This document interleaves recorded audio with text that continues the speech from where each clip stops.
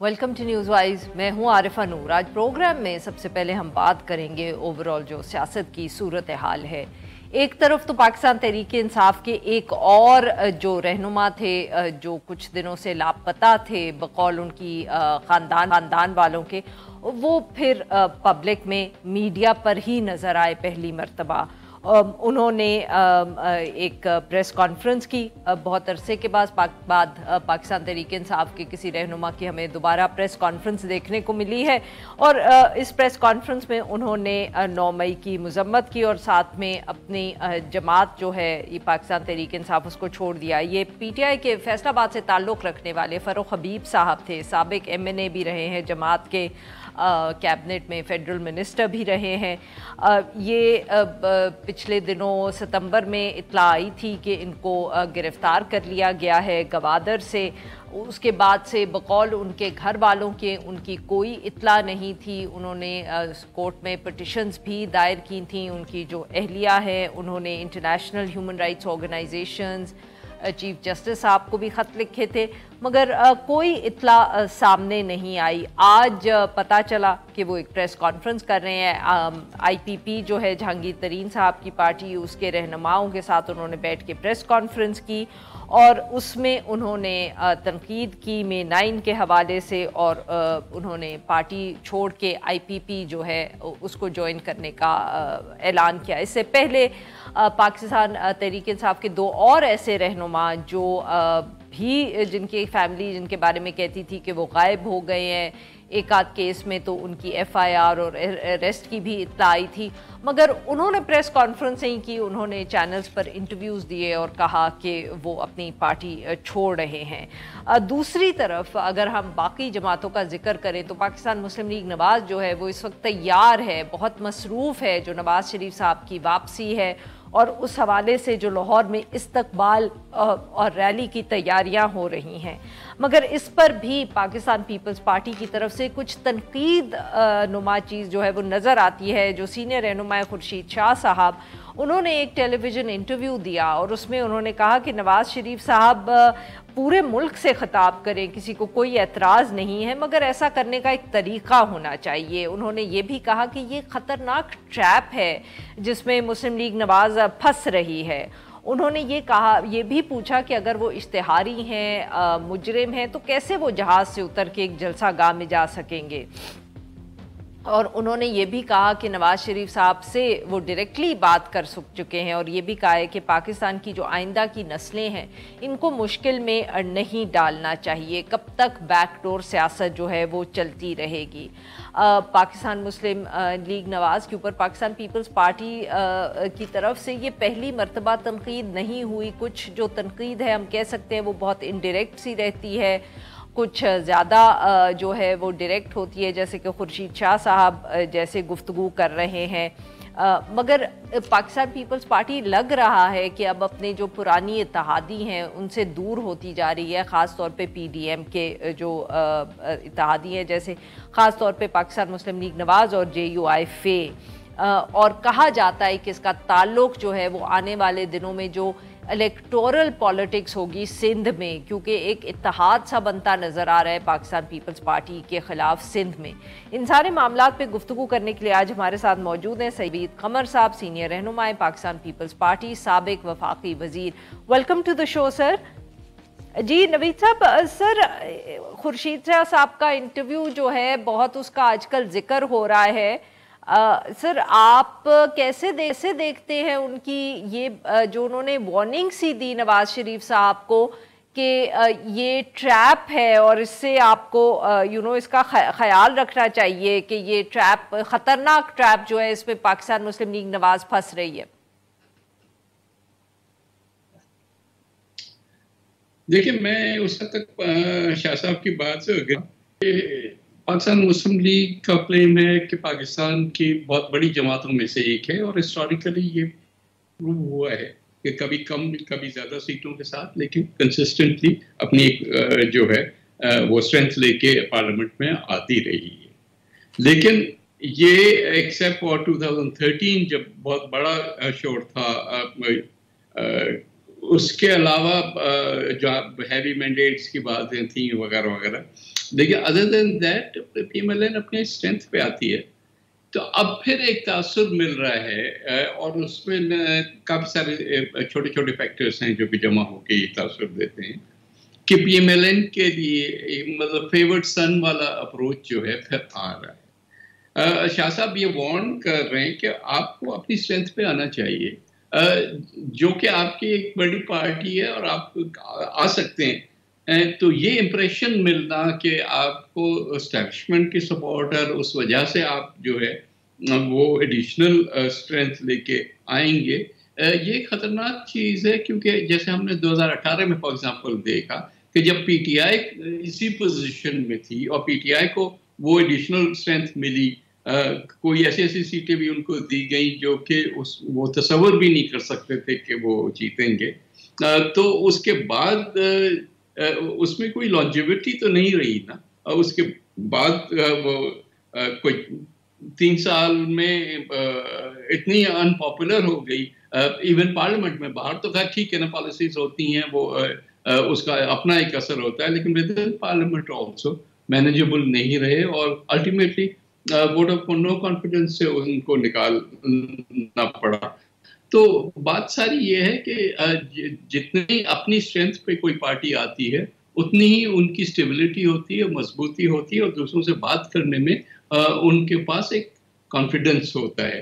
تو شاہ صاحب is pointing out this danger, جو ہائنڈسائٹ اور جو ہسٹری کی ہماری پوری ٹریننگ ہوئی ہے پارلیمنٹری ہسٹری کی پاکستان کی، وہ تو یہی بتاتی ہے کہ یہ چیزیں جو ہیں پائیدار نہیں ہوتی، تو اس لیے بہتر ہے کہ پی ایم ایل این کے لیے اور میاں نواز شریف صاحب کے لیے بھی اور باقی اوور آل پاکستان کی جمہوریت اور جمہوری سسٹم کے لیے کہ یہ چیزیں نہ ہوں، کوئی انٹرونشنز نہ ہو، کوئی فیورڈ سن والا پوزیشن نہ ہو، اور ایک ایسی شفاف الیکشن ہو جو کہ اس کے بعد بھی کنٹروورشل نہ ہو، ورنہ تو یہ جو ہم چاہ رہے ہیں کہ الیکشن ہو اور ایک سٹیبلٹی آئے، 5 سال کے لیے ایک حکومت رہے، وہ اگر ہر وقت کوشچن ہوتی رہی تو پھر کیا سٹیبلٹی آئے گی اور کیا لوگوں کو کانفیڈنس ملے گا اس سارے سسٹم میں؟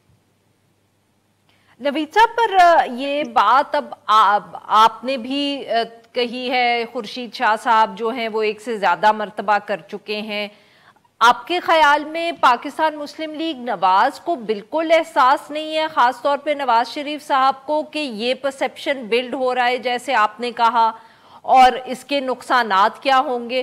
اب obviously سر، پاکستان مسلم لیگ نواز کا لوگ اگر موازنہ کرنا شروع کر دیں پاکستان مسلم لیگ کیوں سے، تو سب سے زیادہ فکر تو پارٹی کو خود ہونی چاہیے۔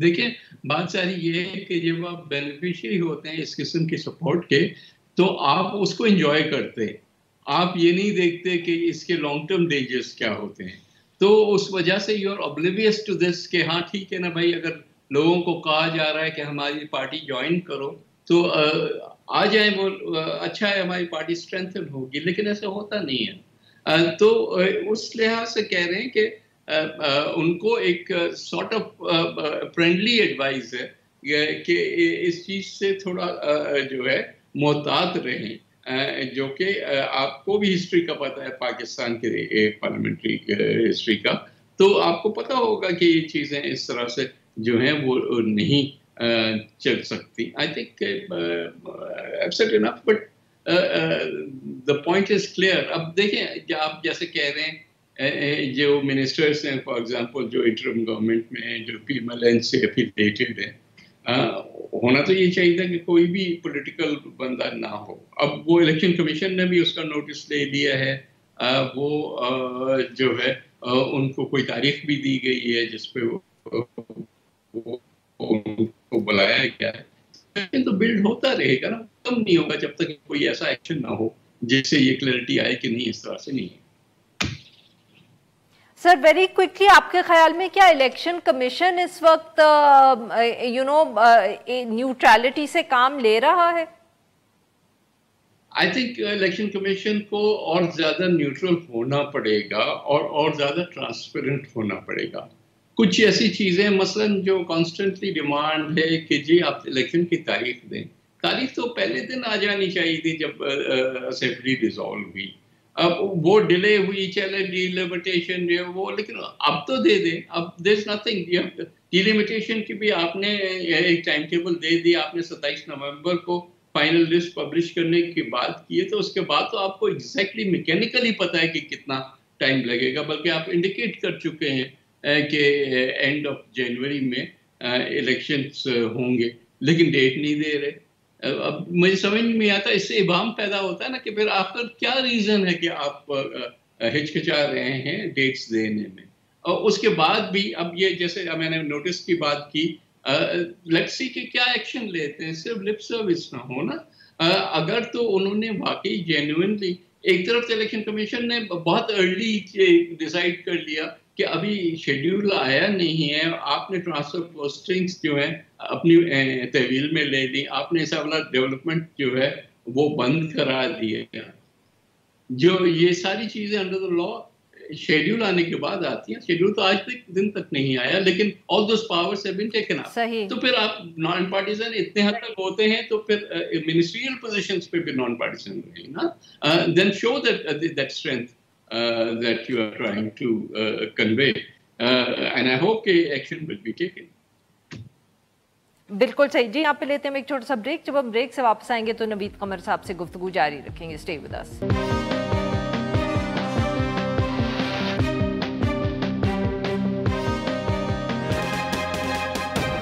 ویلکم بیک ناظرین. ہم گفتگو کریں نوید قمر صاحب سے اور ہم ان سے بات کریں جو اوورآل سیاسی صورتحال ہے.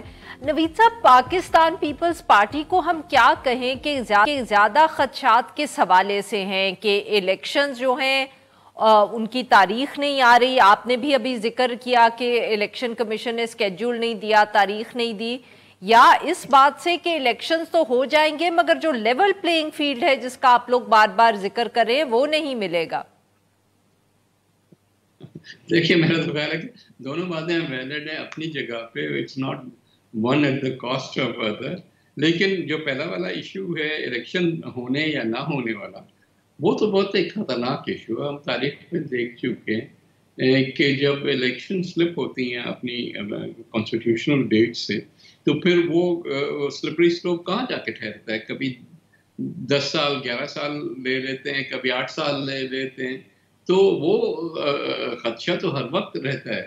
تو الیکشن نہ ہوئے تو پھر شفاف نہ شفاف, لیول ان لیول پلینگ فیلڈ تو ہوگی ہی نہیں نا. So that is a fundamental issue کہ الیکشنز ہونے چاہیے اور الیکشن وقت پہ ہونے چاہیے. الیکشن کی ڈیٹس میں سلپیج نہیں ہونی چاہیے, ہیلے بہانے نہیں ہونے چاہیے. ٹھیک ہے کہیں کہیں لوگ شاید مشکلات فیس کر رہے ہوں جو لوکل پولیٹیکل سچویشن کی وجہ سے, بٹ الیکشن نہ ہونا is much bigger danger than to have more formidable opposition جب آپ جا کے الیکشن میں لڑیں گے. تو وہاں تک تو یہ بات ہے. باقی جی کوئی باقی میں لیول پلینگ فیلڈ کی بات کر رہے ہیں, یہ بار بار ہم بات ریپیٹ کرتے ہیں, شاید اتنی بڑی ایشو بھی نہ ہو, لیکن یہ ہونا یہ چاہیے کہ الیکشنز جو ہیں ہر ایک جو اس میں انٹر کرے ان کو یہ نظر آئے کہ بھئی میرے پاس چانس ہے, اگر لوگ مجھے ووٹ کریں گے تو میں جیت کے آؤں گا. That is all, it's nothing more than that. اور سر جو یہ اطلاعات آ رہی ہیں کہ پاکستان پیپلز پارٹی کے خلاف اتحاد بن رہا ہے سندھ میں, اس میں مولانا صاحب کی بھی جماعت شامل ہے, اس کے اندر ایم کیو ایم بھی غالباً ہے جو آپ کی اتحادی رہی ہے ماضی میں, اور پی ایم ایل این. سر کتنی صداقت ہے ان باتوں میں, یا یہ کیونکہ آبویسلی ایز اے جرنلسٹ اگر میں دیکھوں کہ کوئی پریس کانفرنس ہوئی ہے, کوئی اناؤنسمنٹ ہوئی ہے, تو ایسے مجھے کچھ نظر نہیں آتا, بٹ افواہیں جو ہے وہ ہر وقت موجود ہیں. دیکھیں عارفہ, سمپل بات یہ ہے کہ مجھے یاد نہیں پڑتا, میرے 8 الیکشنز میں نے لڑی ہیں کہ ایک دفعہ بھی یہ ساری کی ساری جماعتیں ایک طرف نہیں تھیں اور پیپلز پارٹی دوسری طرف. یہ تو سندھ میں تو انیویٹیبلی یہ ہوتا ہے, آپ فارملی اس کو ڈکلیئر کریں یا فارملی نہ کریں. شاید پچھلے الیکشن میں پی ایم ایل این اس میں نہیں تھی, لیکن پھر کتنے ووٹس کا فرق پڑتا ہے کسی بھی ایک جماعت کا. اس میں کچھ جماعتوں کی اپنی اسٹرینتھ ہے. فار ایگزامپل اگر شہروں میں یا کسی پرٹیکولر کراچی کے ایریاز میں ان کا اسٹرینتھ ہے, تو ان کو پھر دوسری جو پارٹیاں ہیں ان کی وہاں کوئی اسٹرینتھ نہیں ہے. کہیں کسی اور پارٹی کی, تو وہ بھی زیادہ تر پارٹیز کی اسٹرینتھ نہیں ہے. مولانا صاحب کے کئی پاکٹس ہیں, تو پھر وہاں ایم کیو ایم نہیں ہے. سو یہ اتحاد جو ہے وہ شاید سائیکولوجیکلی ایک میڈیا کے حوالے سے بڑی چیز لگے, لیکن الیکٹرل پالیٹکس میں اس کی کوئی ویلیو نہیں ہے. بالکل ٹھیک سر, معاف کریے گا سر, آپ کی بات کاٹ رہی ہوں, وقت بالکل کم رہ گئے. آپ کیا کہیں گے سر, یہ جو پاکستان تحریک انصاف کے کچھ رہنمائیں, ایک دن اطلاع آتی ہے کہ ان کو اٹھا لیا گیا ہے, وہ غائب ہو گئے ہیں, پھر وہ ایک پریس کانفرنس کرتے ہیں یا انٹرویو دیتے ہیں. آج فروخ حبیب صاحب نے جہانگیر ترین صاحب کی پارٹی جوائن کر لی. How do you view this? دیکھیں, انفارچونیٹ, یہ this is not clean politics. بات یہ ہے کہ اگر 9 مئی کا جو واقعہ ہوا, نو بڈی کین ڈیفینڈ اٹ, اور وہ کنڈیمنیبل ہے. لیکن جب واقعہ ہوا تو آپ کبھی اس کو کنڈیم کرتے تو کوئی اس کی کریڈیبلٹی بھی ہوتی نا. آپ اتنے دن مسنگ پرسن ہونے کے بعد آ کے ٹی وی پہ بیٹھ کے اور پھر سڈنلی آپ کو جو ہے جو بھی کہہ لیں, ہمارے ملک میں تو سافٹ ویئر اپڈیٹ کہتے ہیں, اس کے بعد بالکل ریکارڈ کا دوسرا سائٹ چلانا شروع کرتے, تو کیا فائدہ کیا ہوا اس ساری چیز کا؟ So I think we should now start moving away from that also. بہت بہت شکریہ سر, آپ نے ہمارے لیے وقت. ناظرین یہاں پہ لیں گے ہم ایک چھوٹا سا break. We'll be right back.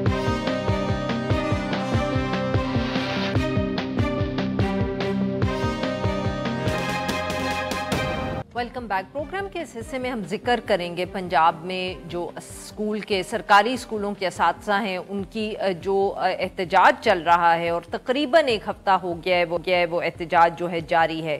کہتے ہیں کہ ہزاروں اساتذہ ایسے ہیں جو یہ احتجاج کریں, اور احتجاج اس لیے ہے کیونکہ بقول ان کے جو پنجاب حکومت ہے اس نے یہ فیصلہ کر لیا ہے کہ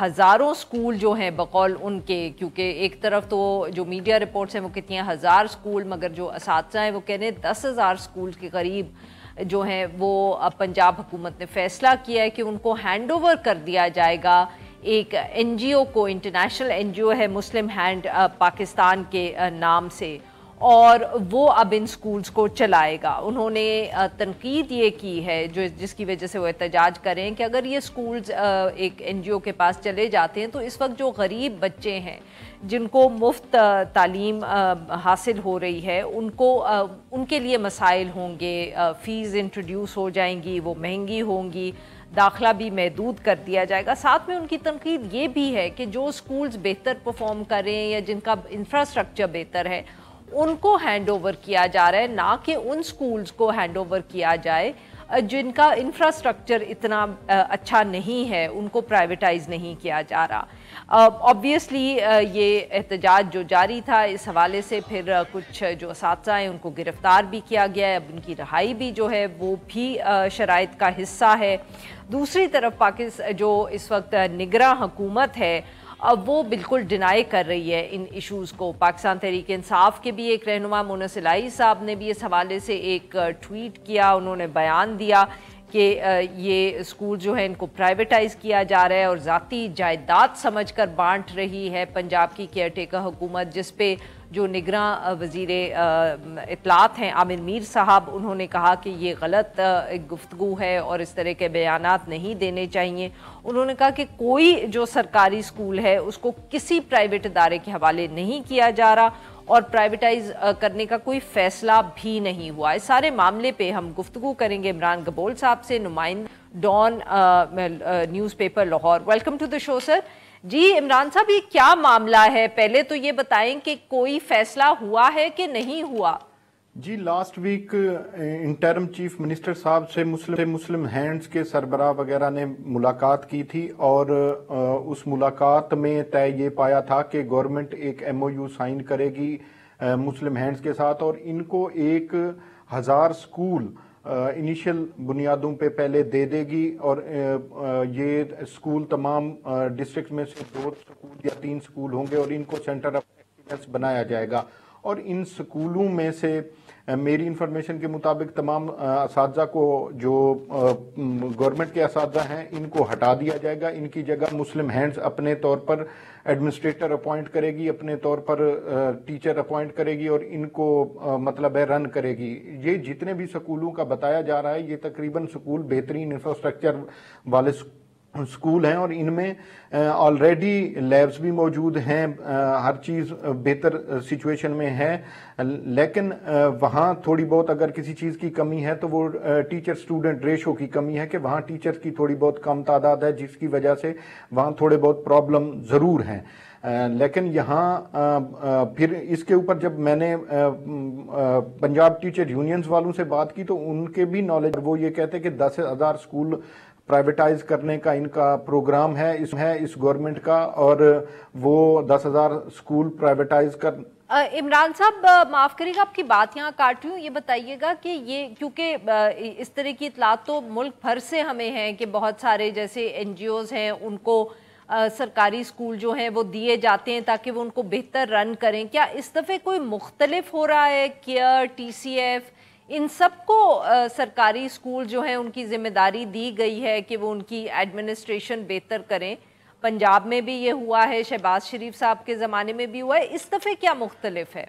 इस दफ़ा मतलब मुख्तलिफ, पहले तो माजी में जितने भी स्कूल मुख्तलिफ NGOs को दिए गए उनमें से कभी कोई बेहतर कारकर्दगी किसी स्कूल की नहीं हो सकी आज तक। पहले तो ये रिकॉर्ड देख लें।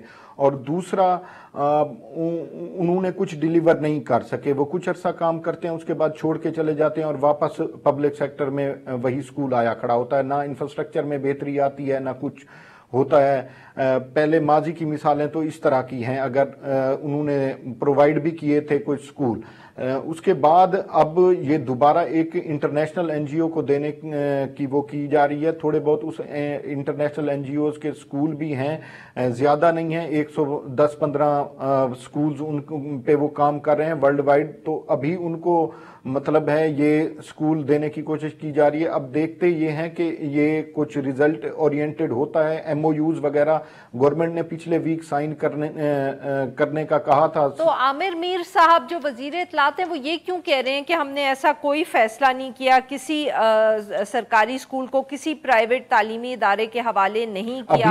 अभी तक वो इस तरह की बात क्यों कर रहे हैं? अभी तक नहीं किया।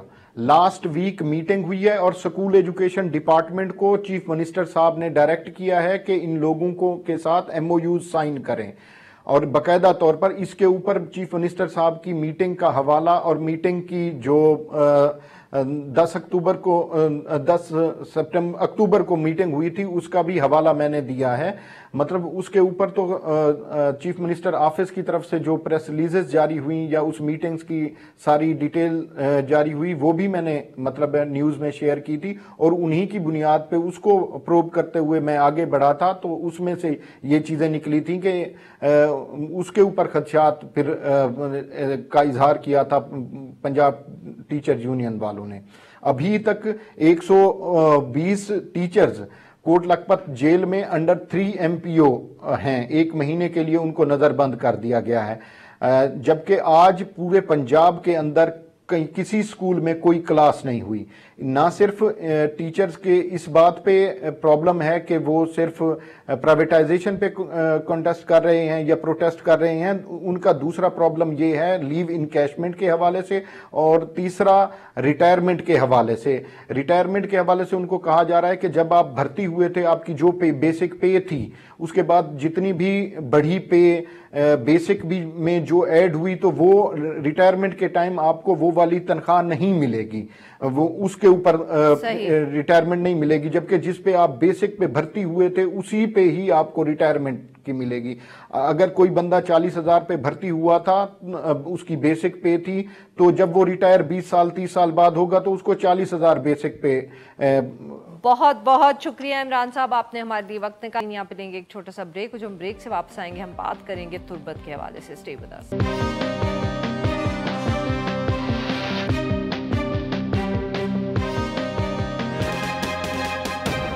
वेलकम बैक नाज़रीन। प्रोग्राम के आखिरी हिस्से में हम जिक्र करेंगे एक अफसोसनाक वाक़े का जो बलूचिस्तान में पेश आया। बलूचिस्तान के इलाके तुर्बत में एक घर में 6 मज़दूर जो सो रहे थे उनको हमला आवरों ने घर में घुस कर फायरिंग करके हलाक कर दिया।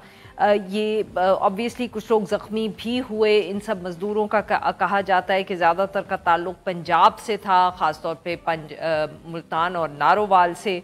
टारगेट किलिंग का ये वाक़या बताया जा रहा है। FIR भी इसी हवाले से रजिस्टर है। कहा यह जा रहा है कि जो कलदम तंजीम है बलूचिस्तान लिबरेशन आर्मी BLA, उसने इसकी ज़िम्मेदारी कबूल की है। इन जो मज़दूर थे उनकी जो लाशें हैं वो क्वेटा से रवाना कर दी गई हैं, मैयतें उनके घरों की तरफ।